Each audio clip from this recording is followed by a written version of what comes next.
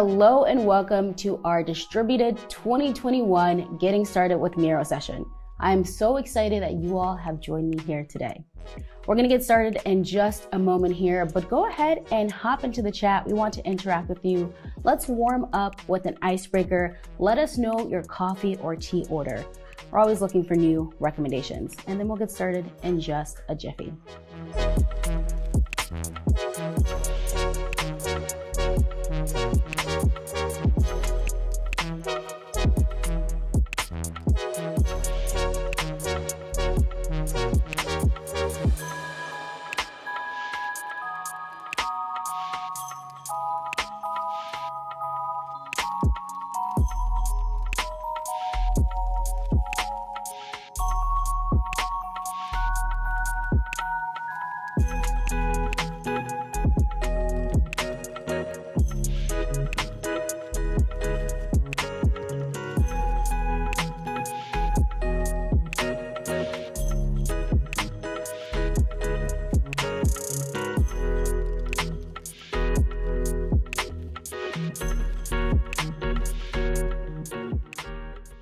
Alrighty, so I see some awesome suggestions in the chat. I think we're ready to go ahead and jump in, so let's do it, shall we?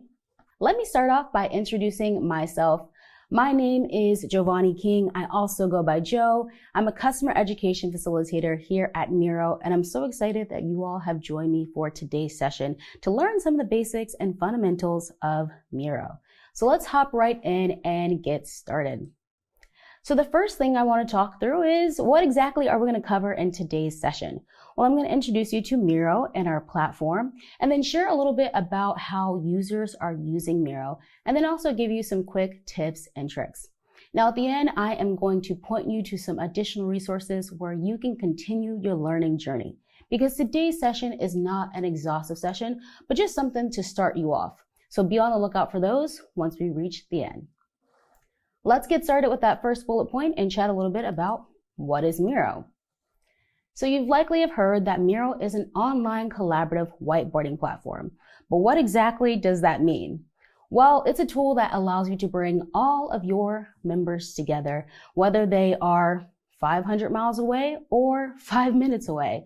It's going to allow everyone to connect on the board. And as long as you have a device with an internet connection, that's your desktop, your laptop, your tablet, or your mobile devices, everyone can join in and collaborate together.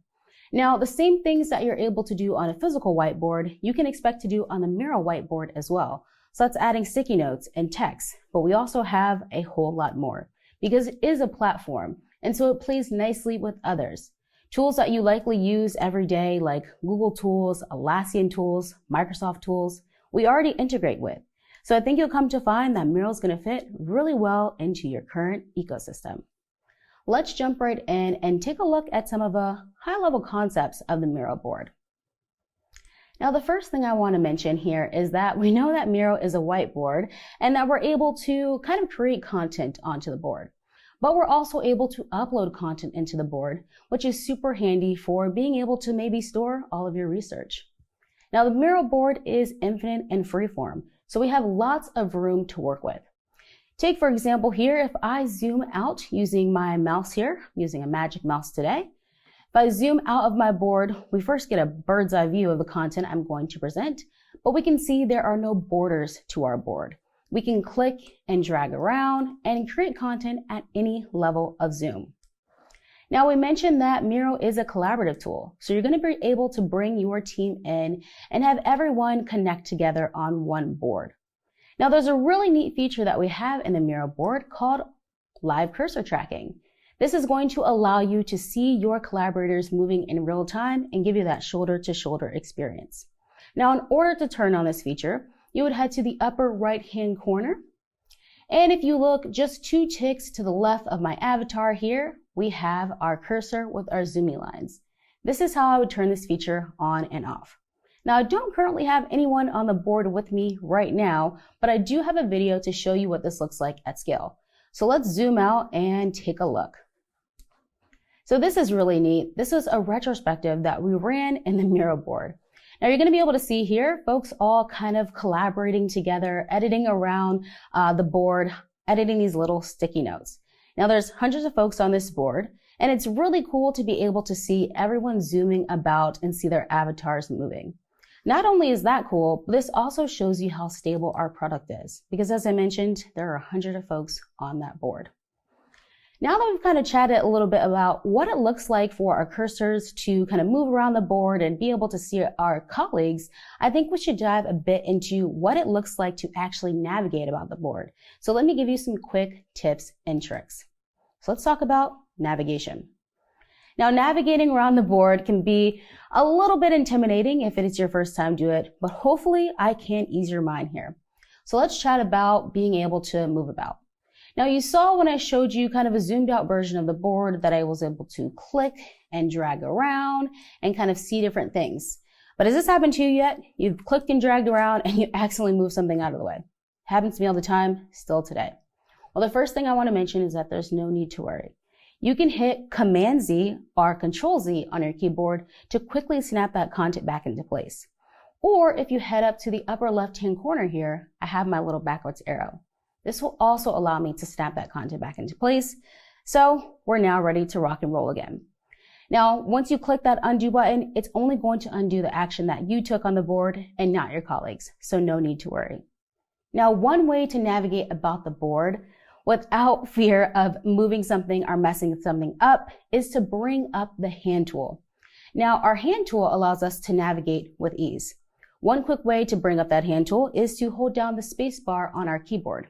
You can see here my hand tool is now present, and I can click and drag my way around the board. I can actually click and drag my way around this little world here too, without fear of moving anything or messing anything up. Now, holding down that space bar is great, but my hands tend to cramp, so we don't want to do that forever, right? So an even better way to bring up that hand tool is to head on over to our object menu left-hand side. Now, I'm going to point to this object menu quite a lot throughout today's session because that's where all the goodies are. If we take a look at our object menu, I can select my cursor icon here, and you can see my cursor now switches to a hand tool almost permanently for the time being. So I'm not holding down anything, but my cursor is a hand tool, and I can now click and drag around the board with ease. When I'm ready to edit content again, I simply head back to the object menu and click that cursor once more. Now, whenever we're navigating about the board, you can navigate with either your mouse or your trackpad. Now, for anyone who's brand new, I highly recommend you start out with the mouse. I think it's a lot easier, but you can alternate between the two. One thing that I really love is that when you hop onto a Miro board, Miro automatically detects what kind of device you're using. But if you wanted to switch it up, you could always head to the upper right-hand corner and head to our settings here. I'll select settings and then navigate down to navigation mode. From here, I can alternate between my two modes of navigating the board. As well as I want to call out, right below I have some quick tips and tricks on how to navigate using the mode that you've selected. I'll go ahead and hit apply because I do want to continue to navigate the board with my mouse. Now, when we're navigating around the board and we have lots of content to view, it may be easy to zoom out of content or zoom in depending on how large that content appears on your board. Now, if you can focus your attention to the bottom right-hand corner of my screen, you'll see this little percentage here. This is my level of zoom. If I hover over this percentage, I have options to either zoom into my content on the board or zoom out. I also have an option to fit my content to screen. This is really handy if you want that bird's eye view. So let's take a quick look. I can see all of my content now zoomed out and centered on the board for me. Super handy again when I want to take a quick holistic view of all of the content on the board. But let's go ahead and zoom back in and chat a little bit about what it looks like to perhaps get lost on the board, because it's bound to happen. So let's say I find myself in the middle of nowhere. I can hover down to that percentage sign and select my map icon. Now the map icon is like giving me a map or bird's eye view of all the content on the board, silhouetted in blue here. Now I'm represented in this little black box in relation to the content. I can take my black box like a little spaceship and drag it back on over to the content to quickly find where I previously was. So it's a great tool to use if you ever get lost. So keep that in mind because like I said, it's bound to happen, but there's no need to worry. So now that we've covered navigation, I think it's time for us to hop into some use cases. I want to share with you different ways that folks are using Miro, and then also give you some cool tips and tricks on how you can also accomplish some of those things on your own Miro board. Ready to jump in? I certainly am. So let's get started with our first use case, ideation and brainstorming. Now, this is probably the top reason why people like to use the Miro board. It's really great for being able to take your ideas and put them onto a board in this case. It's awesome for running remote meetings because you can have folks, as I mentioned, 500 miles away or 5 minutes away and have everyone connected on the board to share their ideas.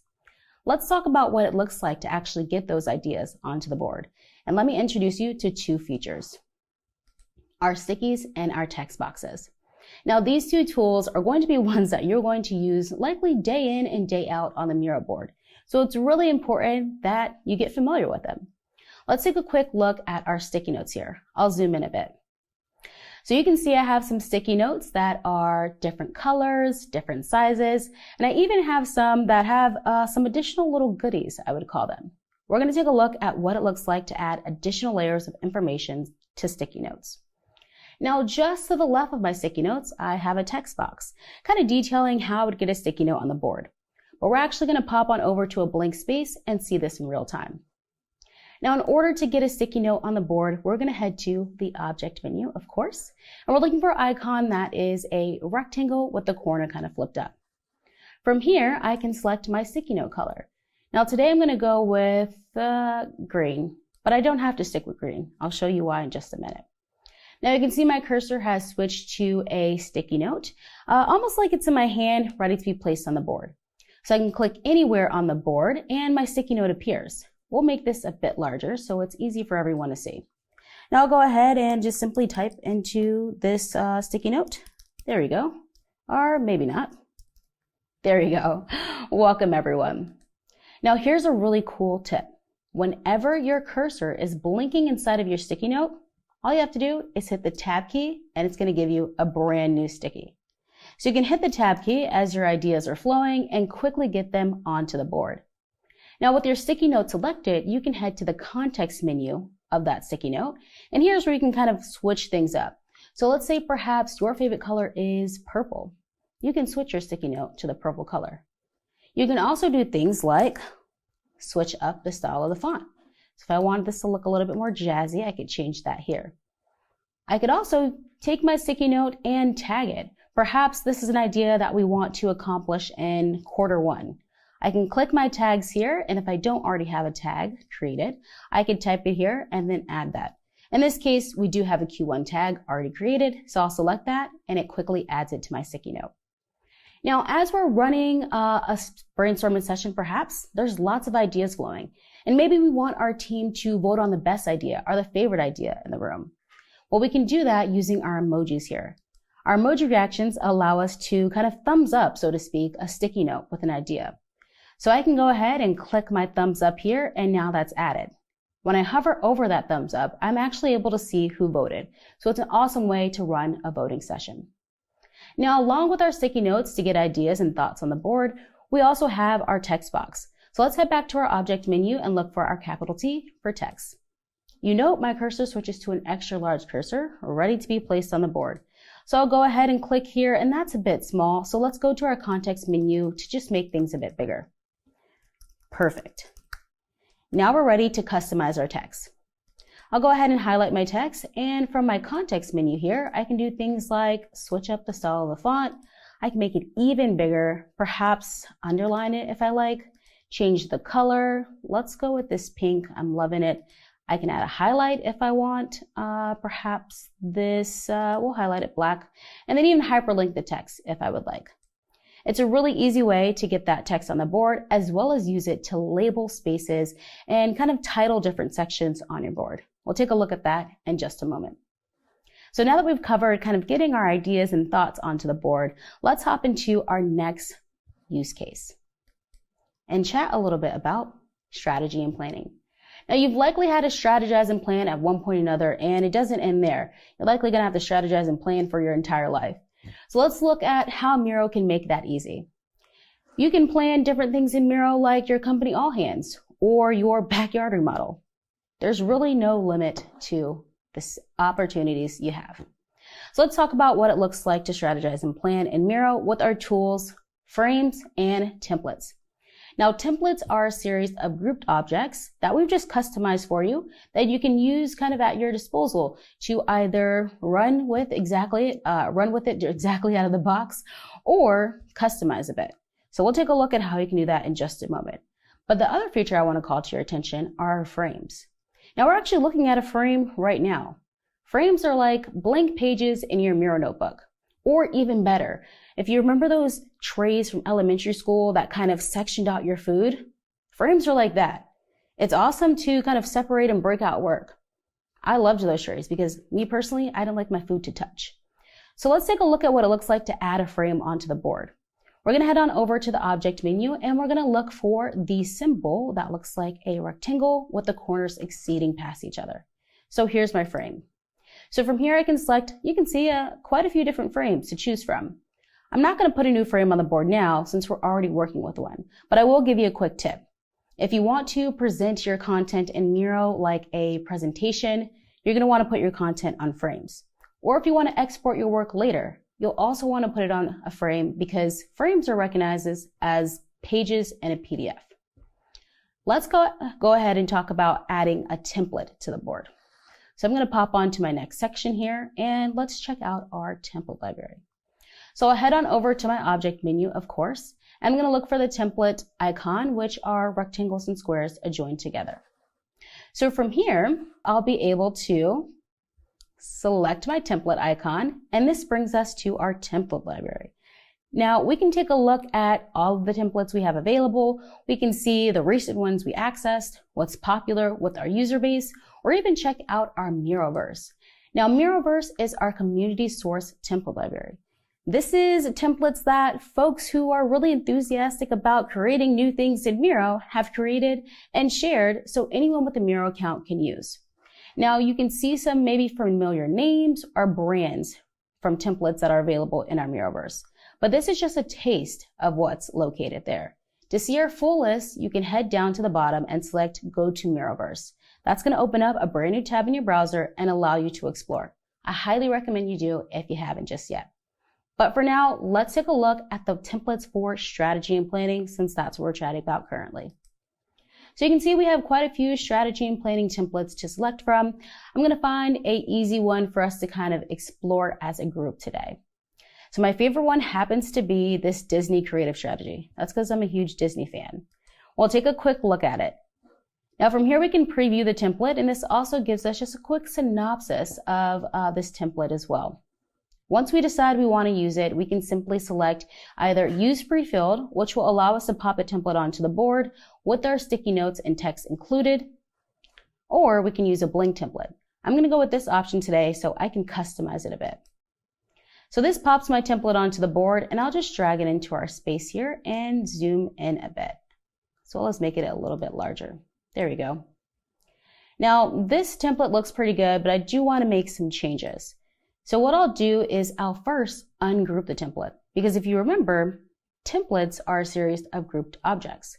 So I'll select my template here and head up to my context menu, and then I'll simply select my two overlapping rectangles here. This ungroups my template, so now I can move the objects kind of at will and also customize them. So let's make this look a little bit more like Mickey Mouse.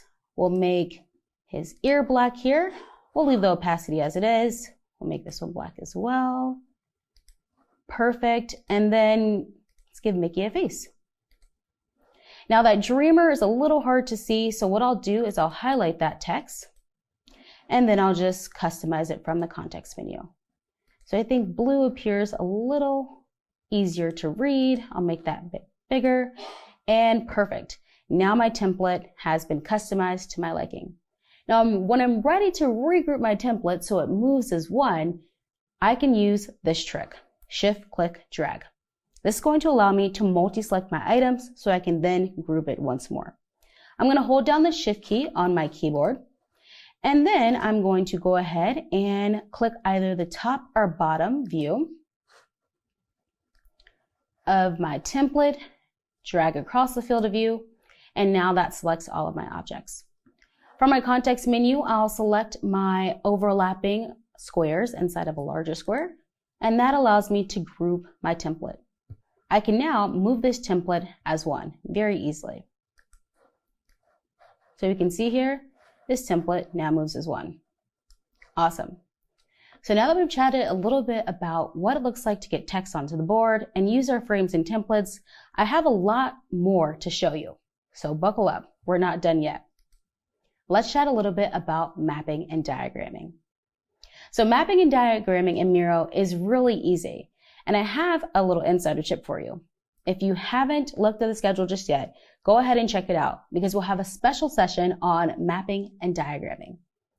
So let's take a look at what this could look like in Miro. I have a decision tree that we've created here with our shapes and lines tool and just customize a bit to bring it all together. Let's take a look at what this could look like to build out a map or a diagram in real time. Now, in order to get started, we'll head on over to the object menu and select our shapes tool. This looks like a rectangle. From here, I can select the shape that I want to draw onto the board. You see I have a few basic shapes here, and I can see all of our shapes by selecting this option below. Let's go ahead and draw out a circle to start with. I'll select my circle and then just click and drag to draw. Now I can customize my circle a bit. We'll go ahead and change the color, make the thickness a little bit more apparent, and then I'll also note that this is my starting point. And I'll make that bold so everyone can see. There we go. Now let's get our next point onto the board. I'll go ahead and head back to the object menu and select, let's go with a triangle this time. Again, click and drag to draw. And this will be my step 1. Perfect. Let's make this a little bit bigger so everyone can see. I'll increase the size for my context menu. And now I think we're ready to go. Now I have 2 points on the board, and I want to be able to connect these points so we can see the flow over time. So I can head back on over to the object menu and select my icon that looks like an arrow pointing upwards and to the right. This is my connection line tool. But an easier way, I think, to connect these 2 points is to actually select one of our shapes. And then if you notice these little blue dots outlining my shape, I know it's kind of hard to see, they're pretty small. I can take one of these and just drag out. Now, my line automatically draws and wants to connect to the next shape onto the board. Now, one thing that I love about shapes in Miro, along with lines, is that when we are moving our lines, our shape adapts right along with it, which is super convenient for us. Now, here's another really cool thing about our lines in Miro. Let's grab the blue dot from our triangle and draw out into the middle of nowhere. Now, once I release this, Miro will then ask me, hey, do you want to draw the same object or perhaps grab another object? That's because Miro assumes that we're automatically trying to map out a process. So I'll go ahead and select a diamond in this case, and you can see how easy it is for me to be able to use our shapes and lines to quickly map out a process onto the board. Go ahead and give it a try from your Miro board. I still have a few more things to show you, so let's keep moving along. Let's chat a little bit about research and design and what that could look like in Miro. Now, there's a lot of different things that you can bring into the Miro board as mentioned in our key concepts. And this is great for when you're researching various different things. Being able to have all of your content in one place allows your team a central hub, so to speak. So let's talk about what it looks like to upload content into the Miro board. Now, when it comes to uploading, there's a few different things, or I should say objects, that you can upload. And I have a few examples here for us to actually take a look at. In order to upload these pieces of content onto the board, I headed on over to the object menu and I look for my upload icon, my arrow inside of my little box.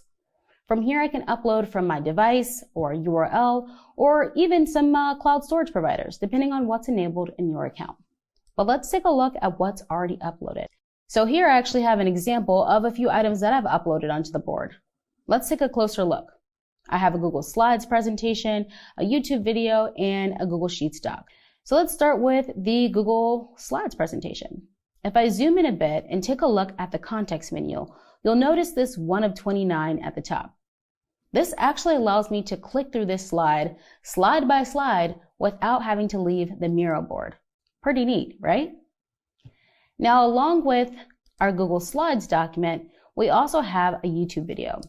Now, I happen to love being able to upload YouTube videos and have them live directly on the board. One, because once I upload it, it's not just a random blue floating hyperlink, but instead, it's an iframe player that I can actually click and listen to directly from the board. Let's take a listen.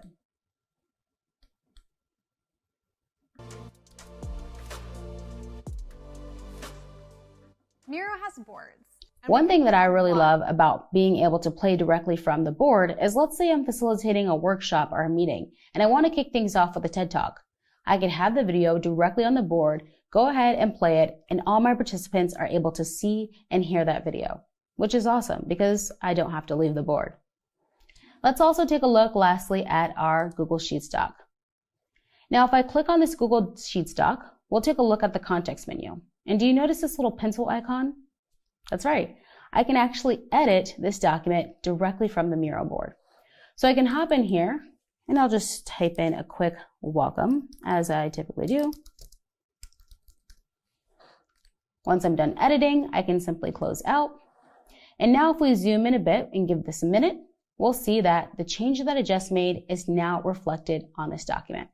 Not only does it update the actual document on the board, but it also updates the source file, which is awesome. This feature is unique to just Google Documents for the time being, so keep that in mind as you're exploring and thinking through some different things that you could upload to the board for you and your team. Let's keep moving along because I have one more use case to show you. Let's chat a little bit about Agile events. Now, whether you practice Agile because you're a Scrum Master, a product owner, you're part of a DevOps team, it's really awesome to be able to have everything nice and organized in one location. And Miro really allows you to do that with our different features, tools, and integrations that have been built into the board. Let's take a look at some of the different integrations that we have available today. Now, the first integration I want to introduce you to is one that is popular with a lot of our user base, and that's the Jira integration. That integration is a two-way integration and actually allows you to add Jira cards to the Miro board and send cards that are on the Miro board to Jira. It can look a little something like this. But we're not just limited with the Jira integration. We have loads of other apps. So let's take a look at our marketplace. In order to head there, we'll head on over to the object menu. You could likely guess at this point, the three dots at the bottom, and this is where we can see the apps that we've authorized on our account. Now, if we wanted to see additional apps or add more apps to our account, we can head to the plus blue icon in the top right-hand corner. This brings us to our marketplace. From here, you can see loads of different apps that you can actually integrate directly into your account. You can take a look at some of the featured apps like the Miro app for Zoom, or perhaps the Miro app for Microsoft Teams, Asana cards, the Slack app. There's lots of different things to choose from. I highly recommend that you hop in here and take a look for yourself. You can take a look by use case or even type of tool to explore the different options that may be available to you. One thing that I like to mention is that Miro does have an open API and SDK. So there's lots of apps that other folks are building to integrate into their accounts on their Miro boards. So you can always just explore, kind of Google, to see if someone has created an integration that's going to work for you and your team. But I have one more trick to show you, and I'm really excited to introduce you to this app if you haven't seen it just yet. Now, I've had this experience several different times where I'm at a workshop, I'm brainstorming ideas, I'm writing them down on physical sticky notes. I then have to take those sticky notes and digitize them. It can be a pain in the butt. If that has happened to you ever before, I think I'm really going to change the game for you here. Let's head back on over to our object menu and apps. I'm looking for an app called Stickies Capture. If you don't see it on your apps, you can always search it or head on back to the marketplace. Now, Stickies Capture is going to open up my Finder window on my machine because I'm on a Mac. If you're on a Windows machine, this will open up your File Explorer. And I'm just going to locate a picture of sticky notes that I previously took. So I'll pull up this picture I took not too long ago. And now what's going to happen is Miro is going to outline these sticky notes with a white box, just indicating that it has captured every sticky note in the photo.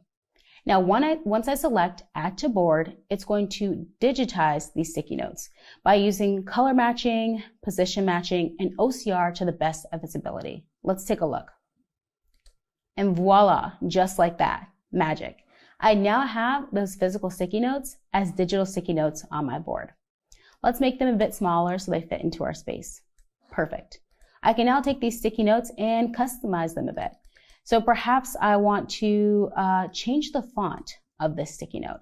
I could do so from my context menu or add a tag. I could also do that here as well. So let's add Q3. And then I could have my team kind of come to different sticky notes and favorite their idea or the one that they perhaps want to spearhead in the next quarter. This really allows you to change the game and take those ideas and turn them into tangible items and even assign them out. I really hope that you have a chance to try this out on your own very soon. So that's actually all that I have for you today. So what I want to do now is wrap up and give you some next steps. Now, as I mentioned earlier, this was not an exhaustive session, and I highly recommend that you continue your learning journey. So let me give you a few resources on how you can do so. First, let me introduce you to our Miro Academy. That's a place where you can find our self-paced, video-based content. Some really great lessons in there. Everything from how to onboard to the Miro board or run a meeting in 5 minutes. Next up is our Miro Help Center. If you ever need help, it is available. You can reach out to our fabulous product support team by heading to the Help Center, as well as take a look at some how-to guides. We also have the Miro community. I highly recommend that you pop in here and kind of learn from other Miro enthusiasts and kind of learn how they're using the product in different tools, tips, and tricks. Lastly, we have the Miroverse. Now, I introduced you to the Miroverse during our templates section, but highly recommend, again, that you take a look for yourself. There's everything from team icebreakers to games to additional strategy and planning templates. Lots to take a look at. Now, with that said, folks, I've given you a lot of information, and I hope that you're excited to get started on your Miro learning journey. Thank you so much for joining, and we hope to see you at another session. Until then, take care.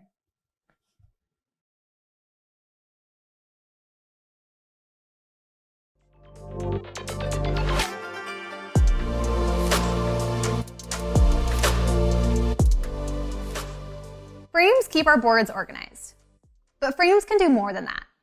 In this video, we'll use Miro to create a presentation, and along the way, we'll show you how to customize frames, download a PDF, and present slides right from the board. First, let's review how to create a frame from scratch. Select the frame icon from the toolbar. We can either draw a custom frame, or we can choose from one of the predefined ratios. We'll go with 16 by 9.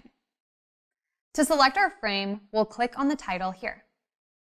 This allows us to change the fill color just like we would on a shape. Let's duplicate this frame a few times for our presentation. We've already created some content to put in our slides, so we'll move that into the frames now with some editing magic.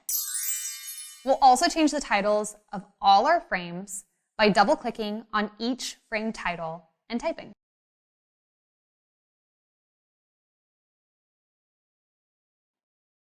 For this slide in particular, we've used an image from our brand team, a text box, and some sticky notes. When content is inside a frame, we can click and drag on the frame title, and everything contained in the frame will also move. Our presentation is looking pretty good, and we've learned some features of frames, but there's more. To view all of the frames on our board, click the frames list in the bottom left-hand corner. It shows us all of the frames on our board, and we can reorder them by clicking and dragging. For instance, we can start our presentation with the slide that says, "The end," just for fun. This frames list is really important because it actually affects two other features. First is export. If you click export, we can download a PDF of all our frames. They'll be in the same order as our frames list. More importantly, however, is how it affects the actual presentation mode. Right next to the frames list is the presentation mode icon. This enters us into a slideshow, where we can use our arrow keys to move from slide to slide right inside Miro. To exit presentation mode, press the icon again.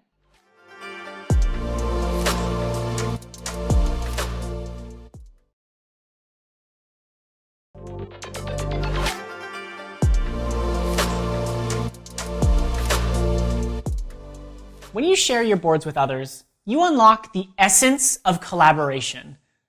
Sorry, that was a little dramatic. You unleash the definition of togetherness. In other words, Miro supports hundreds of simultaneous users, all working together on the same board. Everyone can be editing, commenting, and viewing the board at the same time.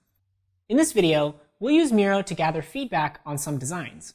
And along the way, we'll cover locking objects down, setting a start view, commenting, and how to hide and even follow your collaborators. First, we'll select all the objects that we don't want anyone else to edit.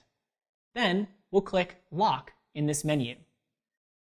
Now, if anyone wants to move or edit these objects, they'll need to unlock them first with a long press, as shown here. Next, we'll set our board's start view. To do that, we'll click Board Settings and then Start View. Adjust the area and press Done. With everything locked and organized, we're now ready to collaborate. We can see that Madison and Jen have joined our board because their avatars are shown at the top of our screen. This option here will enable collaborators' cursors, so we can see what they're doing in real time.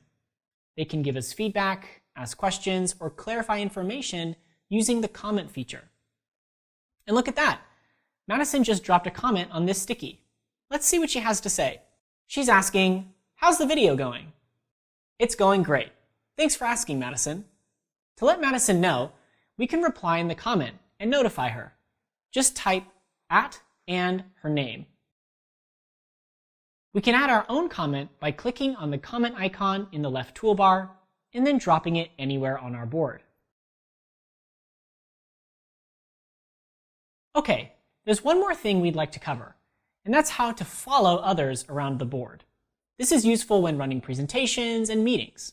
To follow someone, just click on their avatar at the top of the screen. To stop following, click on the board.